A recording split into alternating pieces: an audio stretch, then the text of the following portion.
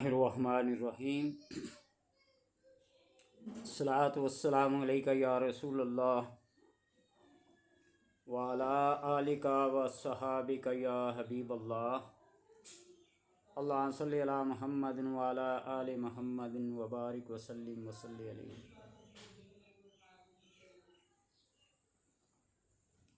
نبی اکرم صلی اللہ علیہ وسلم کی خدمت میں ایک صحابی، ایک دیہاتی کسی گاؤں سے، کسی دیہات سے آپ صلی اللہ علیہ وسلم کے پاس تشریف لایا اور آ کر آپ صلی اللہ علیہ وسلم سے عرض کیا کہ یا رسول اللہ صلی اللہ علیہ وسلم، میں آپ سے کچھ پوچھنا چاہتا ہوں۔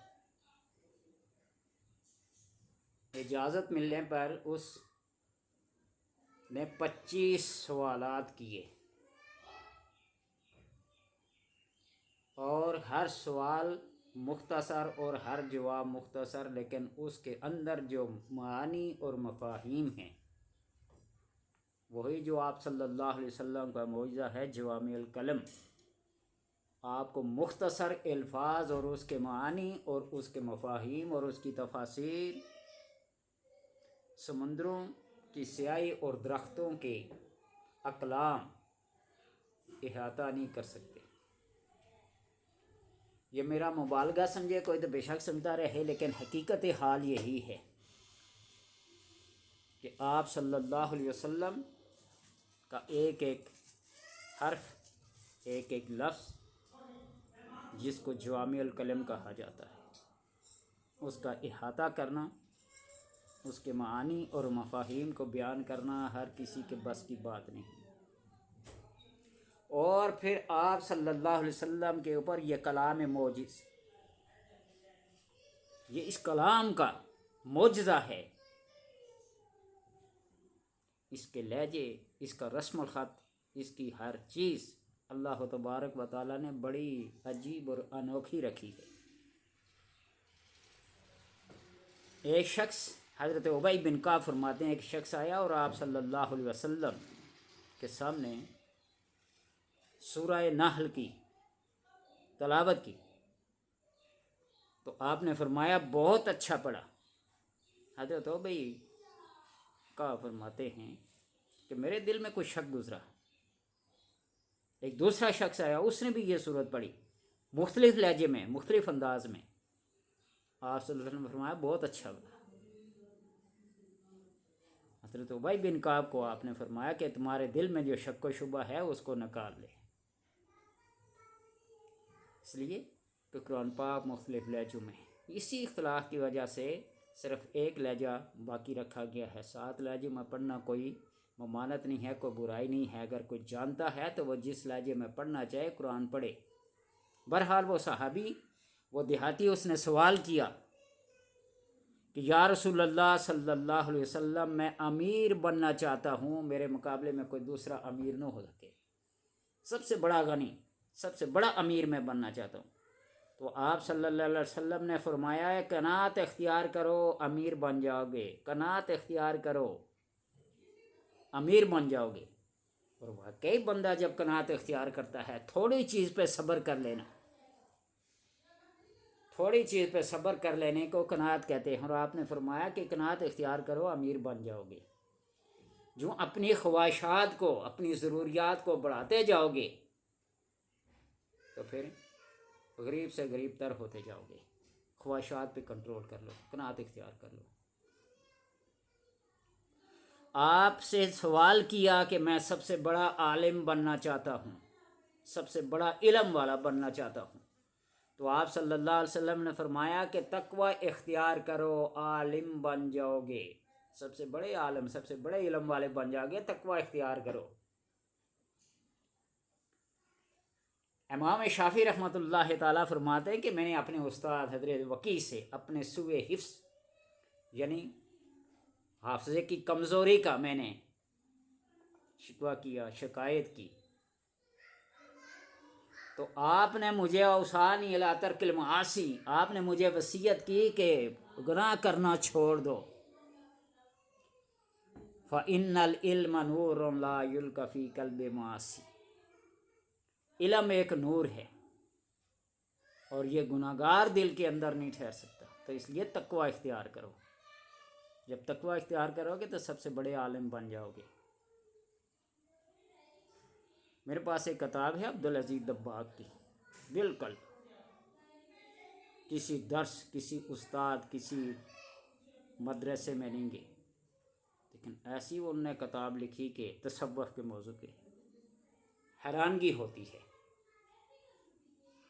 اور یہ میری لائبریری کے اوپر یہ پڑی ہے صلوات رسول، مجموعہ صلوات الرسول، 30 اجزاء ہیں اس کے،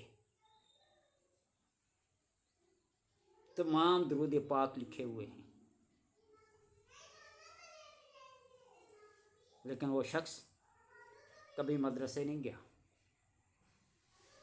جسے شک ہے صلوات الرسول، مجموعہ صلوات الرسول دیکھ لے، 30 اجزاء ہے، 30 پارے کہا جاتا ہے، اور ہر درود پاک ایک سے مختلف، اس کا ترجمہ کرنے سے بڑے بڑے مفتی، بڑے بڑے محدث کتراتے تھے۔ تو اس لیے تقوی اختیار کرنے سے علم ایسا آتا ہے کہ جہاں کوئی پہنچ نہیں سکتا۔ اس نے پھر تیسرا سوال کیا کہ میں عزت والا بننا چاہتا ہوں، تو جواب ملا مخلوق کے سامنے ہاتھ پھیلانا بند کر دو، عزت والا بن جائے گا۔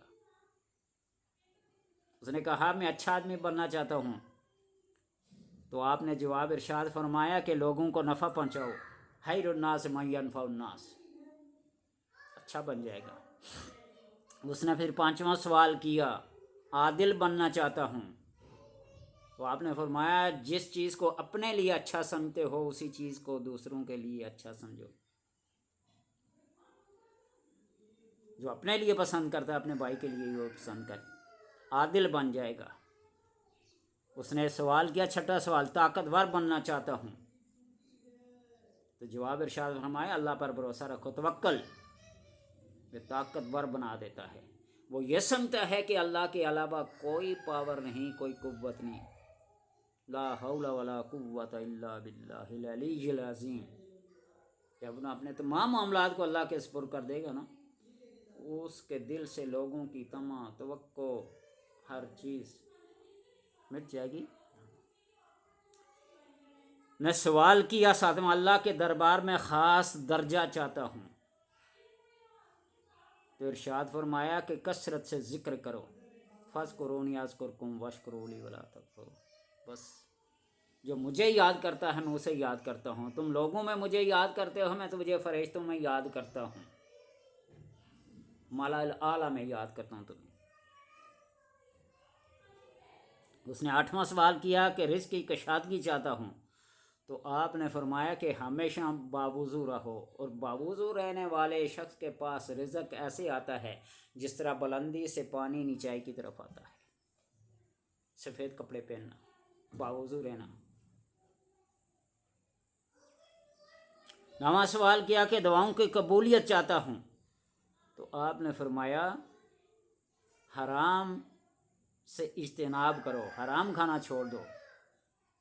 جس نے ایک لقمہ حرام کا کھایا اس نے اپنی 3 نسلوں کو برباد کر دیا، اور 40 دن کی عبادات بالکل زیرو ہو گئی، حرام۔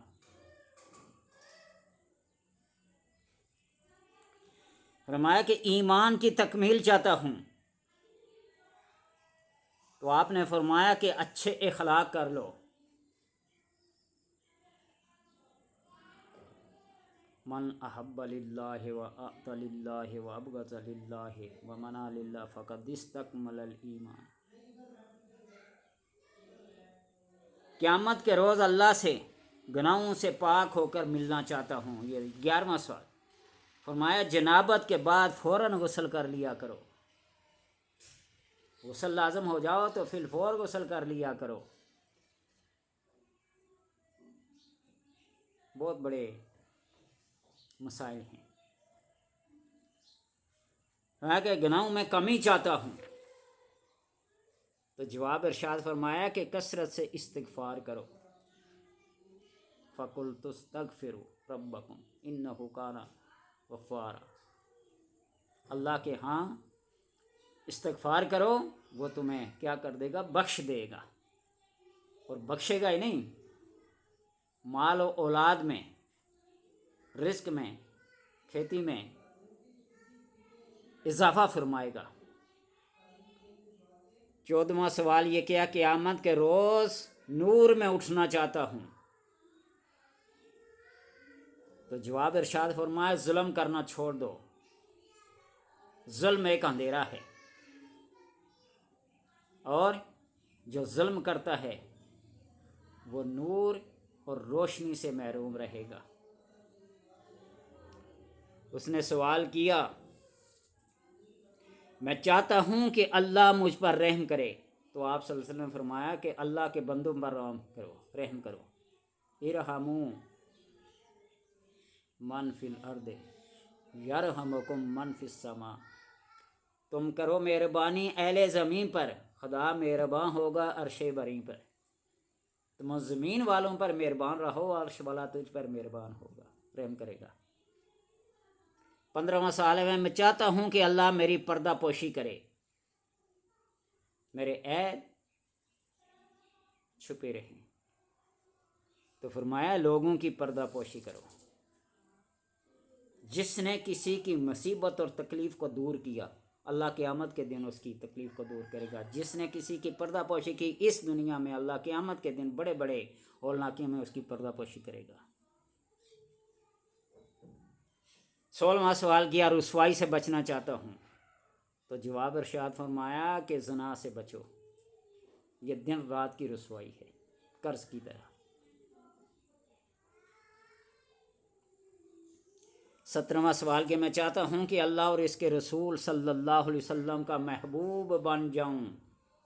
तो आपने इरशाद फरमाया कि जो अल्लाह और इसके रसूल को महबूब हुआ उसके अपना महबूब बना लो। जो अल्लाह और अल्लाह के रसूल का महबूब है, यानी लोगों में से, उसको तुम अपना महबूब बना लो। जो चीज़ अल्लाह को पसंद है उसको तुम पसंद करो, लोग तुम्हें पसंद करना शुरू कर देंगे।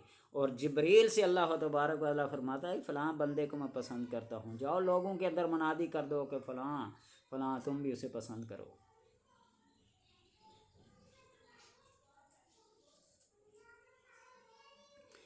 अठारहवां सवाल किया कि अल्लाह का फरमान बरदार बनना चाहता हूँ। तो जवाब इरशाद फरमाए, फ़राइज़ का एहतमाम करो। हम दुनिया में इतने मगन हो चुके हैं कि नमाज का वक्त आए तो चलो इसको क़ज़ा कर लेंगे, चलो इसको दोस्त नमाज़ें मिला के पढ़ लेंगे, चलो अभी वक्त है थोड़ा सा। आज़ान होने के साथ ही फ़र्ज़ नमाज अदा करो। जो चीज़ तुम पर फ़र्ज़ हुई हो, रोज़ा फ़र्ज़ हुआ है, फिलफौर उसके फ़राइज़ की अदायगी करो। हज, ज़कात, मामलात जितने भी हैं। 19वां सवाल है, एहसान करने वाला बनना चाहता हूँ। जवाब इरशाद फरमाया कि अल्लाह की इस तरह बंदगी करो जैसा कि तुम इसे देख रहे हो या वो तुम्हें देख रहा है। हदीस जिब्रील में है ना, एहसान किया है, ताबुदल्लाह, अल्लाह की इबादत करो इस तरह के तुम उसे देख रहे हो। अगर ये नहीं कर सकते तो कम अज़ कम ये इरादा करो, अल्लाह मुझे देख रहा है। वो तो हर जगह देख रहा है, एहसान। 20वां सवाल है, या रसूलुल्लाह सल्लल्लाहु अलैहि वसल्लम, क्या चीज़ गुनाहों से माफ़ी दिलाएगी? वो कौन सी चीज़ है कि जुल्म और सितम हर गुनाह से माफ़ी मिल जाए? तो आपने इरशाद फरमाया, आंसू, आजिज़ी और बीमारी। अल्लाह के खौफ से मक्खी के सर जितना आंसू निकल आए, आप ये समझें कि 7 समुंदर के बराबर। अल्लाह के डर और खौफ की वजह से आजिज़ी करना, जितने भी बुलंद मर्तबे पर क्यों न हो, मन तवाज़ा लिल्लाहि रफ़अहुल्लाह। और बीमारी की हालत में अल्लाह बंदे के पास होता है। 21वां सवाल, क्या चीज़ दोज़ख की आग को ठंडा करेगी? जवाब इरशाद फरमाया, दुनिया की मुसीबतों पर सब्र। ان اللہ مع الصابرین، اللہ صبر کرنے والوں کے ساتھ ہے۔ مصیبت پہنچنے کے ساتھ ہی جس نے صبر کیا، رو دو کے تو صبر آ ہی جاتا ہے۔ تو اس لیے مصیبت، دکھ اور تکلیف کے پہنچنے کے ساتھ ہی اس نے انا للہ و انا الیہ راجعون پڑھ لیا، صبر کر لیا، تو اللہ تبارک و تعالی دوزخ کی آگ کو ٹھنڈا کر دیتے ہیں۔ 22واں سوال، اللہ کے غصے کو کیا چیز ٹھنڈا کرے گی؟ تو جواب ارشاد فرمایا، چپکے چپکے صدقہ اور صلح رحمی کرو۔ اس طرح صدقہ کرو، دائیں ہاتھ اگر صدقہ کرتا بائیں کو خبر نہ ہو۔ اس ہاتھ کے خبر نہ ہونے سے مراد کہ دکھاوا نہ کیا جائے، لوگوں کو دکھا دکھا کر صدقہ نہ کیا جائے۔ اور دوسری بات ہے صلہ رحمی کرو، قریبی رشتہ دار ہوں یا جو تم سے توڑنے کی کوشش کرو، تم اس کو جوڑو۔ یہ سوال،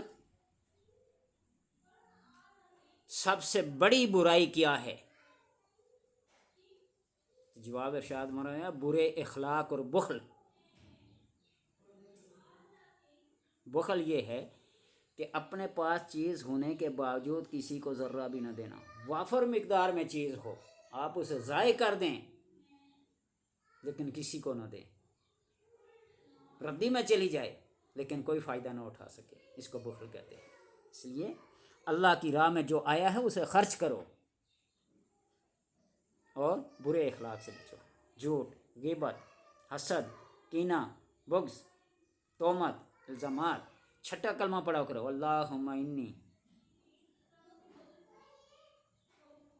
پڑھا کرو، تو انشاءاللہ تبرأت من الکفر والشرک والغیبۃ والنمیمۃ والفواحش والبہتان والمعاصی کلھا واسلمت واقول لا الہ الا اللہ محمد رسول اللہ۔ پڑھا کرو، انشاءاللہ تبارک و تعالی جتنے بھی برے اخلاق ہیں اس سے جان چھوٹ جائے گی۔ اور